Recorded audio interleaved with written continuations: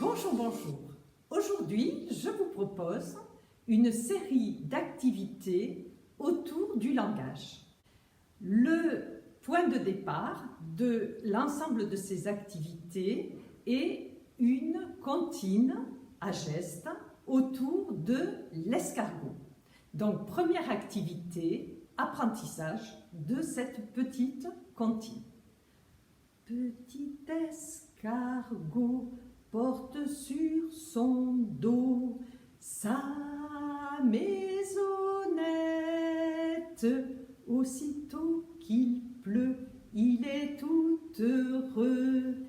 Il sort sa tête. Voilà, donc vous voyez, c'est une petite comptine extrêmement simple qui s'accompagne de gestes qui vont aider votre enfant à comprendre et à mémoriser. Alors, on peut accompagner cet apprentissage d'une deuxième activité qui sera une activité de compréhension du contenu de la comptine. Donc, on va pouvoir poser au cours de cette deuxième activité les questions suivantes.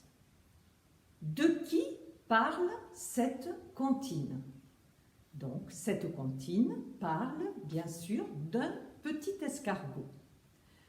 Que porte ce petit escargot sur son dos?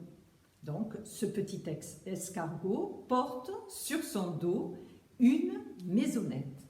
Est-ce qu'on sait qu'est-ce que c'est qu'une maisonnette? Une maisonnette, c'est une petite maison et évidemment, c'est la coquille de l'escargot. Quand cet escargot, ce petit escargot, sort-il de sa coquille?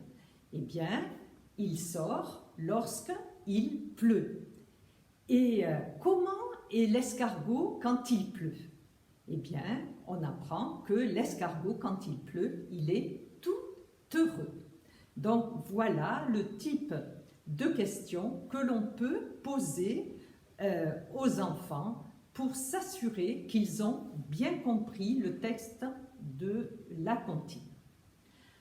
Maintenant, on peut débuter une troisième activité. Pour mener cette troisième activité, nous avons besoin soit d'un véritable escargot, ce qui n'est pas toujours possible en période de confinement, soit nous pouvons également utiliser une photo d'escargot que l'on peut trouver sur Internet.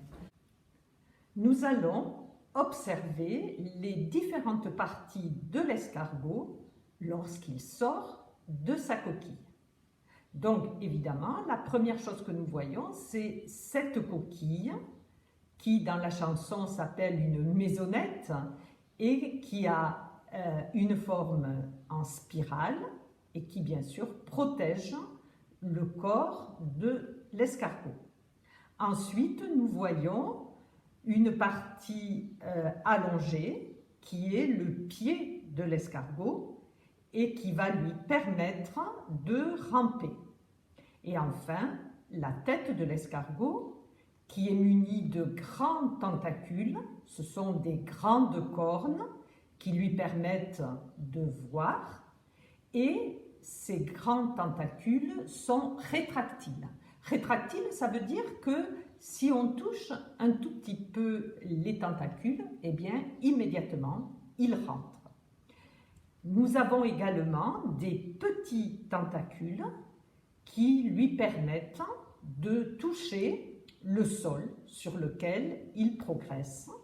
Et ces tentacules-là aussi sont rétractiles. Cela signifie donc qu'ils peuvent rentrer si on les touche. Et enfin, l'escargot a une bouche qui lui permet de manger.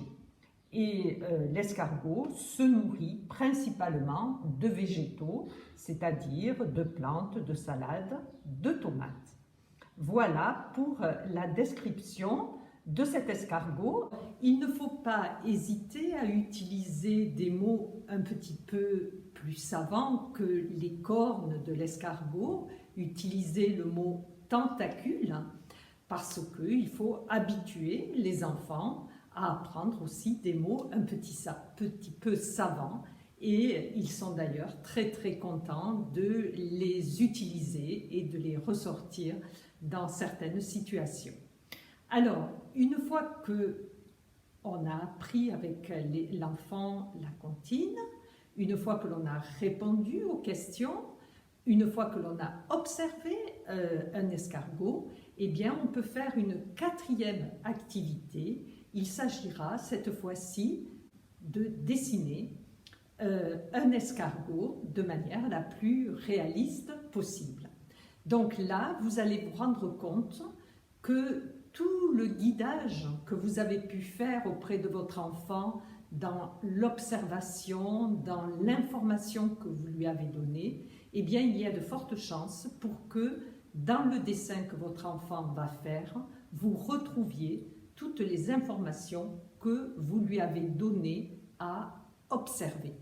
Voilà, je vous souhaite une bonne activité avec vos enfants et je vous dis à une prochaine fois. Petit